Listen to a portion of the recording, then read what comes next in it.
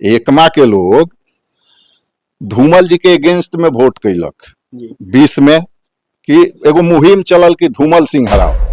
आवे वाला 2025 विधानसभा में रंजीत सिंह निर्दलीय लड़े में या कोनो पार्टी कहीं अगर विधायक के सुनल जात होके, कहीं विधायक के अगर कुछ होत होके तो एगो जातीय उन्माद रहे, जातीय लहर रहे। श्रीकांत जी भी घूम घूम के कहलन कि भाई बैकवर्ड फॉरवर्ड के लड़ाई करे के बाद। चलिए हमारा सामने जे बैठल बा ओकरा के आज एकमा विधानसभा में ई चेहरा पहचान के मोहताज नहीं के। 2015 में यहाँ के एकमा विधानसभा चुनाव निर्दलीय लड़ रही। ओ बेरा जनता के यहाँ के इतना ज्यादा प्यार दुलार मिल रहा है कि लगभग यहाँ के जितना में लोग विधानसभा चुनाव जीतता उतना यहाँ के वोट पौले रहनी। लगभग 33-34 हजार वोट यहाँ के मिल रहे। फिर 2020 के चुनाव में आईनी तो ओ बेरा बहुत पार्टी जैसे लोजपा अलग हो गई रहे, जदयू अपन अलग लड़ल, ये सब मिला के यहाँ के निर्दलीय लड़ रही। तो उमे यहाँ के लगभग 12,000 के करीब वोट मिलल। यहाँ के नाम रंजीत सिंह पड़ी, रउआ लोग जानत हो के हम लोग।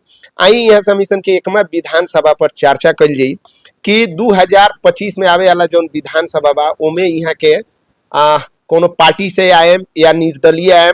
सबसे पहले तो रउआ के हमारा चैनल में स्वागत बा जी, बहुत बहुत धन्यवाद।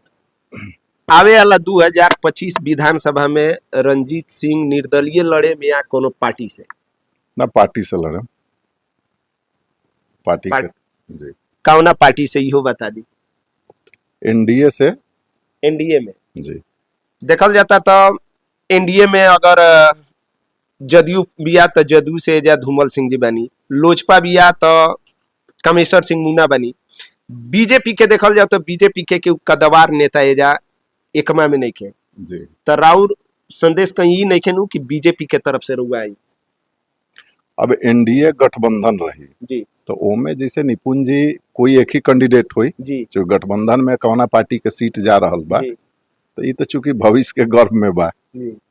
कि लेकिन एनडीए से लड़े चुनाव एनडीए से लड़े में अगर एनडीए से अगर नहीं के मिलत तो फिर तो एनडीए जेकरा के भी टिकट दी ओकरा के समर्थन करे, मतलब कि निर्दलीय 2025 में चुनाव ना लड़े, ना निर्दलीय ना लड़े। एकमा के रउआ नजर में का मुद्दा बावे जौना के आवल जाओ तो ओकरा के वो समस्या के समाधान कइल जा सकत है।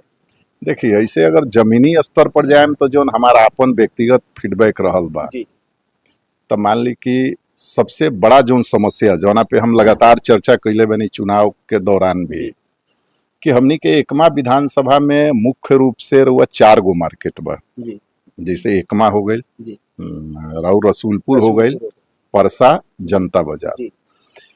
चारों मार्केट में अगर रुआ चल जाई तो एजा बहुत सारे जनप्रतिनिधि लोग रहल बा, जैसे विधायक भी, सांसद भी, लेकिन रुआ कहीं भी चल जाई तो सुलभ शौचालय के व्यवस्था नहीं है। निपुण जी एगो बहुत ही मतलब ये सोचनीय बिंदु बा कि हमारा घर के बेटी बहन या रुआ घर के एनीबॉडी हर परिवार से जो बेटी बहन अगर मार्केटिंग करे जाता तो मान ली कि जेंट्स तक कहीं टॉयलेट कर सकता जी। लेकिन हम ए पर आज तक ना कोई प्रतिनिधि ए पर विचार कैलक आ ना कभी ए पर जनता के मांग रहल। तो मुख्य चीज तो रुआ ई बा कहीं सुलभ शौचालय कहीं नहीं। महिला 50% से ज्यादा मार्केट में जाता लोग, लेकिन बहुत दिक्कत होता जी। ई बा ओकरा बाद रुआ चल जाए तो जौन मूल समस्या बा रुआ ग्रामीण स्तर में कि जेकरा लगे अगर कोनो भी माध्यम नहीं खे, अगर अप्रोच नहीं खे, तो बहुत ऐसा विधवा माता बहन बारी जेकर पेंशन रुआ भी अवेलेबल नहीं खे, जो नहीं छोटा छोटा बिंदु बा। ओकरा बाद बहुत सारा समस्या बा, समस्या तो अनंत बा जी।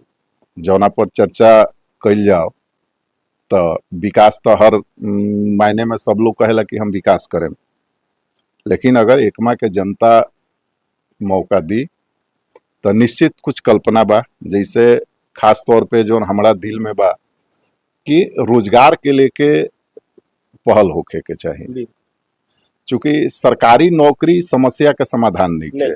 जो रुआ लिमिट बा वो देश में होके चाहे स्टेट में होके।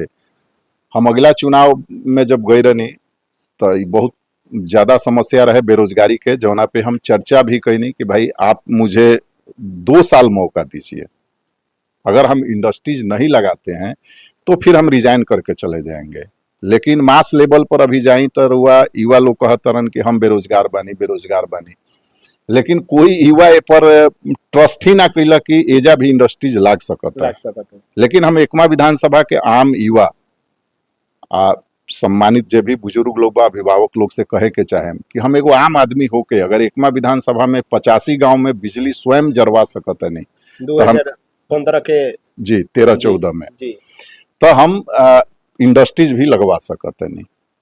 अब निर्णय तो एकमा के जनता के करे के बा। रउआ गांव से बगल में जो ध्रुवे के चंवर बा ई कुछ देखे में तो खेती लायक जी, जमीन नहीं जी। के एमे इंडस्ट्रियल बैठावल जा सकत है, एकदम निश्चित। लेकिन ए पर केहू के नजर नहीं के। आज तक कोई ध्यान नहीं खे देले।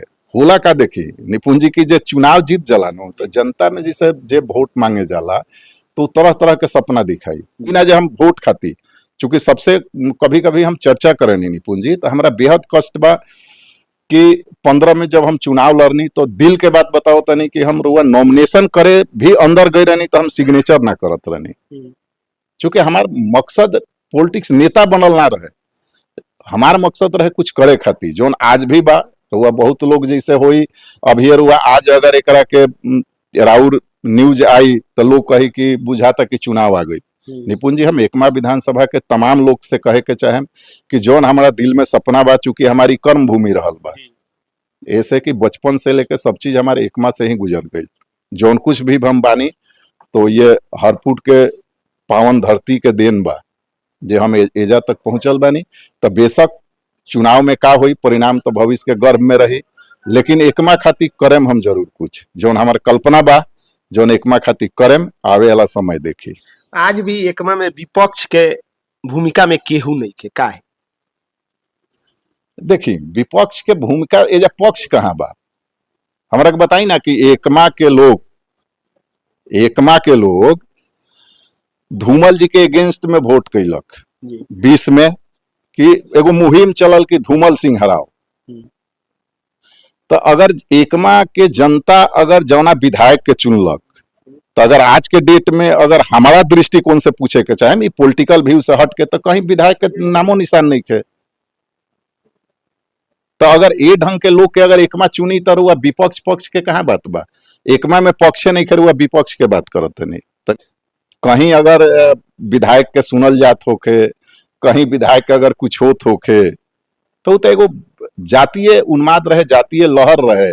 श्रीकांत जी भी घूम घूम के कहलन कि भाई बैकवर्ड फॉरवर्ड के लड़ाई करे के बा। तो खास तौर पे हम वो तबका से पूछे के चाहे जो श्रीकांत यादव के चुनले रहे कि भाई आज रुआ अगर बैकवर्ड नेता चुननी तो आज रउर नेता कहाँ बा? कम से कम ए पर तो एक बार सोची। फिर चुनाव आई तो यह हुई। अभी रुआ जाता नहीं तो सारा लोग गाली देता कि विधायकवा नहीं खे, लेकिन चुनाव आई तो फिर उहे लोग जे गाली देता उहे कहे कि भाई हमारा पार्टी का वोट करे के बाद। तो जब तक अगर ई मेंटेलिटी ना बदली तो विकास ना हुई।